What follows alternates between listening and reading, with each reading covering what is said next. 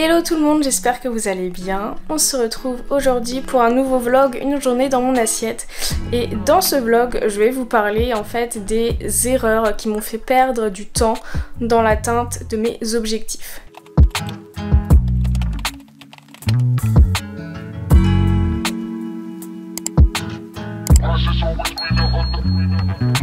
Quand je parle de perte de temps, pour moi, c'est que j'ai eu une perte de temps de 5 ans. Vraiment 5 ans où je fournissais d'énormes efforts, que ce soit à l'entraînement, mais aussi au niveau de l'alimentation, pour ne pas avoir les résultats que je voulais. Et ça, je peux vous dire que c'est super frustrant, on perd confiance en soi. Je suis passée à une période de 5 ans où je m'entraînais quasiment tous les jours pendant 2 heures, 5 ans à tenir une diète ultra restrictive, à faire tous mes tupperwares, tout peser au gramme près, éviter les sorties, etc. 5 ans à fournir ces efforts-là sans obtenir les résultats que je souhaitais. Et bien dans cette vidéo, je vais vous expliquer pourquoi ça ne marchait pas pour moi, parce que c'est peut-être votre cas à vous. Et donc je vais vous dévoiler des erreurs qui m'ont fait perdre énormément de temps, qui m'ont fait tourner en rond et qui m'ont fait perdre mon énergie pour pas grand chose. Mais avant ça, je vais aller faire mon petit déj parce que j'ai vraiment faim. Ce matin, je vais me faire une ice cream. Dans un mixeur, je verse des fruits rouges surgelés, de la mangue surgelée et les 3/4 d'une banane. Je mixe le tout et je mets tout ça dans un bol. Pour le topping, j'utilise le reste de la banane et des graines de courge.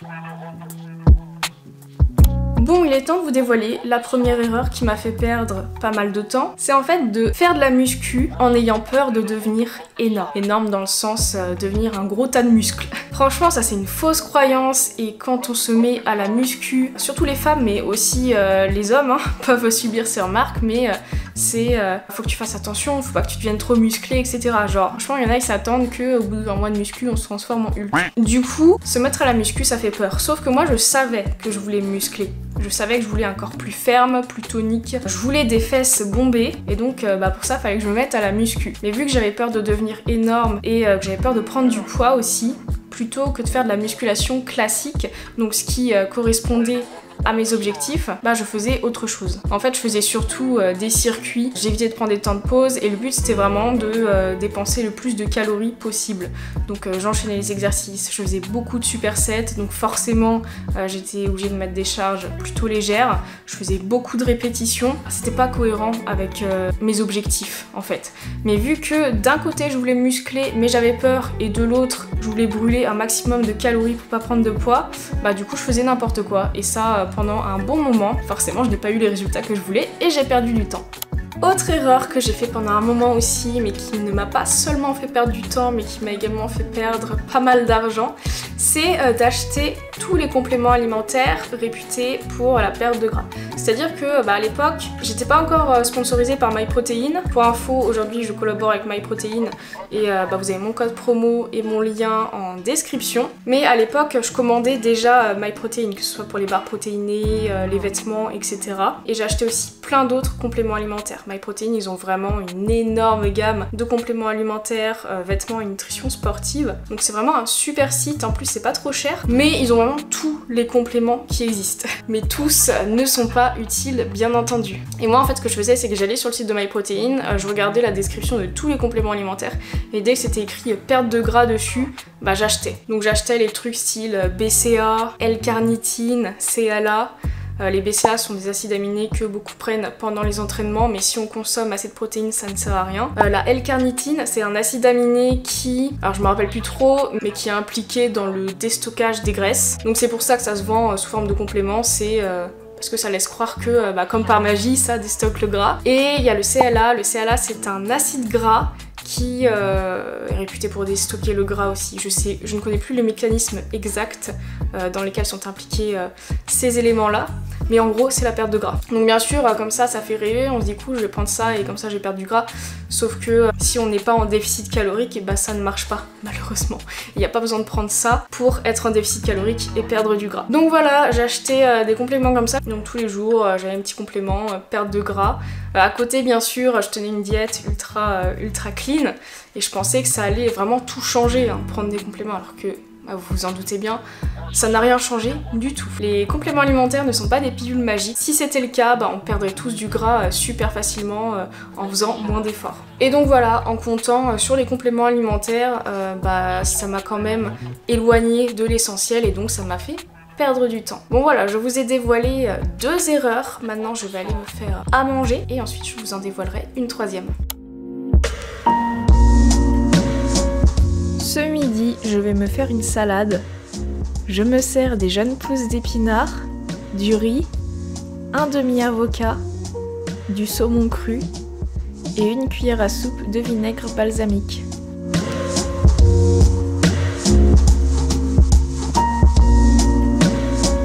Troisième erreur que j'ai fait vraiment très longtemps, c'est de faire beaucoup de cardio à la fin de mes séances de muscu.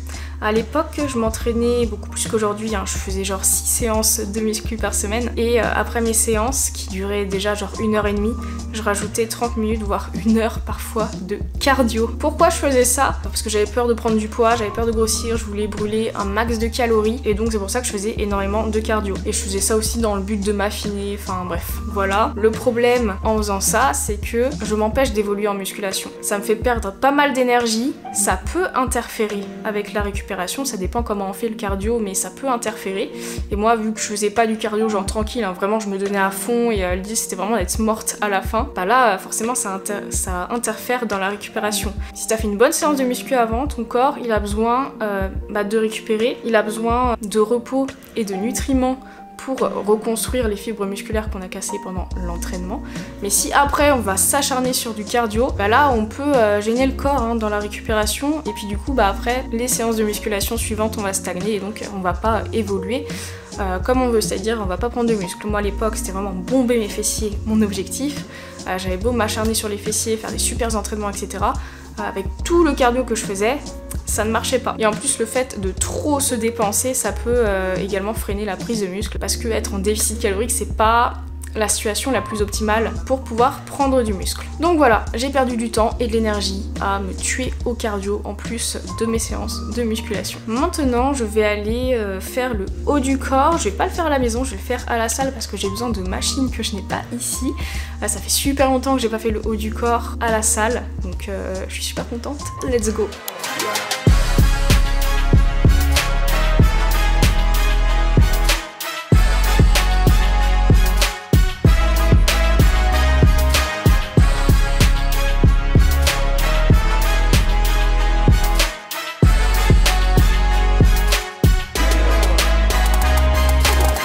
Bon, je viens de rentrer, j'ai très faim. Pour le goûter, on va se prendre un baked cookie. Et après ça, je pense que je vais me servir un peu de muesli au chocolat. Et je vais en profiter pour vous dire une autre erreur qui m'a fait perdre beaucoup de temps. Alors en plus de vouloir avoir les fessiers bombés, être galbé, ferme, etc. Un de mes objectifs c'était d'avoir le ventre plat et dessiné. Et donc pour ça, tout naturellement, je me suis mise à faire pas mal d'abdos en plus de mes séances de muscu. En fait mes séances de muscu, elles étaient composées de la manière suivante. C'était genre 1 heure, 1 heure et quart de muscu, voire même 1h30 parfois, 15 minutes dédiées aux abdos et ensuite c'était le cardio. Donc je peux vous dire que mes séances duraient, mes séances étaient très longues. Et comme exercice d'abdos, je faisais du gainage, mais je faisais aussi des crunchs à la poulie, je travaillais mes obliques, etc. Et pour moi, c'était vraiment indispensable si je voulais avoir le ventre plat et dessiné. Cet objectif, j'arrivais pas à l'atteindre non plus, malgré tous les abdos que je faisais, parce que pour le coup j'en faisais vraiment tous les jours les abdos. Je les bossais pas comme n'importe quel muscle. Chaque muscle, je les bossais genre 2 fois par semaine, alors que les abdos c'était tous les jours. Ça c'est une perte de temps aussi. C'est pas parce que vous faites des abdos que vous aurez le ventre plat. Ça c'est vraiment une idée reçue.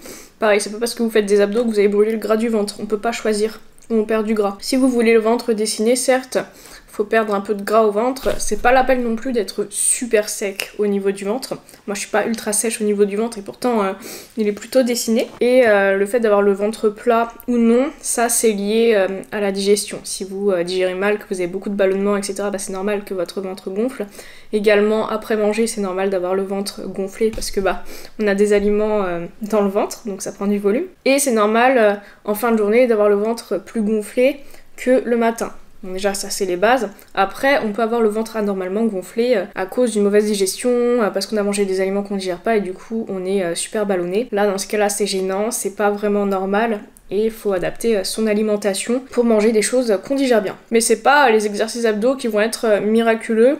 Malheureusement beaucoup s'accrochent à ça, on voit encore trop de monde dans les salles de sport qui s'acharnent sur les abdos. Et quand vous les voyez, c'est pas les gens qui ont le ventre le plus plat. Ce qui est important tout de même, c'est d'avoir un bon gainage. Si vous débutez la muscu et vous n'avez pas de bon gainage, eh bien faites du gainage en fin de séance. Ça sera mieux pour renforcer votre sangle abdominale et ensuite être capable d'avoir une meilleure posture et une meilleure maîtrise des exercices de musculation. Mais après, faire des circuits abdos, faire plein de crunch, etc., ça va dépendre de votre objectif. Si votre objectif c'est vraiment d'épaissir votre sangle abdominale, pourquoi pas, oui. Mais si votre objectif c'est vraiment d'avoir la taille fine ou juste le ventre dessiné, j'ai envie de dire que c'est un peu une perte de temps. Après, si vous voulez vraiment épaissir vos abdos, avoir le six-pack, etc., là va falloir effectivement faire des exercices pour développer, pour épaissir vos abdos, pour hypertrophier vos abdos, par exemple des crunchs à la poulie. Mais en plus de ça, va falloir être sec au niveau du ventre, parce que vous aurez beau épaissir vos abdos, si vous avez trop de gras par-dessus, eh bien ça ne se verra pas. Donc voilà, voir ce que vous voulez. Si vous voulez un six-pack, absolument,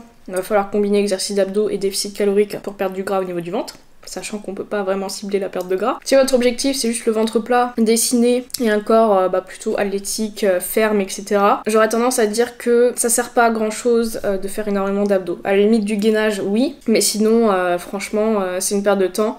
En plus on n'a pas non plus 10 ans à consacrer à nos séances de muscu, donc moi je conseille vraiment d'aller à l'essentiel, de faire des gros exercices pour pouvoir brûler des calories et muscler l'ensemble du corps, et voilà, puis ensuite adapter les exercices en fonction de nos objectifs, en fonction du programme, etc., bien entendu. Mais faire beaucoup d'abdos, non, c'est vraiment une perte de temps. Du coup moi aujourd'hui je ne fais plus du tout d'exercices d'abdos. Mes abdos ils bossent déjà bien assez pendant que je fais du soulevé de terre, des squats, des tractions. Ça c'est des exercices que je fais 2 fois par semaine à chaque fois. Mes abdos sont vachement sollicités sur ces exercices, donc je n'en rajoute pas. Si jamais un jour je suis amenée à augmenter mes charges et je me rends compte que j'ai des problèmes de gainage par exemple sur les squats, là je pourrais améliorer mon gainage en intégrant du gainage. Mais là je vous avoue que je fais même pas de gainage, mais là mon gainage est bien assez fort entre guillemets pour que je puisse maîtriser les exercices, donc bon, ça ne sert à rien d'en rajouter. Voilà, faut vraiment adapter selon sa situation. Si on a un mauvais gainage, faire du gainage c'est utile pour maîtriser les exercices. Sinon avoir et faire plein d'abdos dans le but de maigrir du ventre, d'avoir le ventre plat, nope, c'est une perte de temps. C'est vraiment se focaliser sur la chose qui n'est absolument pas essentielle pour l'objectif. Alors désolée, je n'ai pas filmé la préparation, mais il s'agit simplement de tartines tomates mozzarella avec 2 œufs durs.